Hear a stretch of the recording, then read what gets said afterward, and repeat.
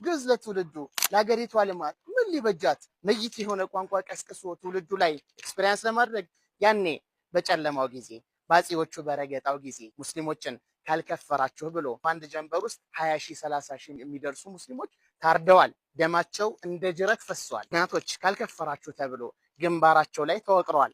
የመስቀል ምልክት ተሰርቶባቸዋል። ያም አልፏል። ስንቶች ከሀገር ተሰደዋል። ያኔ በጨለማ ጊዜ ያልተሳካ የማጥመቅ ስልት ዛሬ በስልታዊ ማጥመቅ ግዕዝ ካልተማራችሁ ብሎ ትውልዱ ላይ ታች ያለው ማህበረሰብ ላይ ለመጫን ወላሂ አበደን አይሳካም።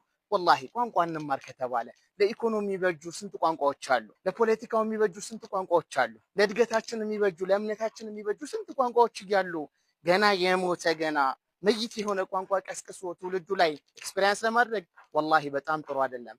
የትም አያዳርስም። ያናንቀናል። ባረከላሁ ፊኩም ያስተዛዝበናል። በዚህ አይነት መልኩ መደራደር አይገባም። የተጀመረው የተቃውሞ ተግባር መበርታት መቀጠል ይኖርበታል።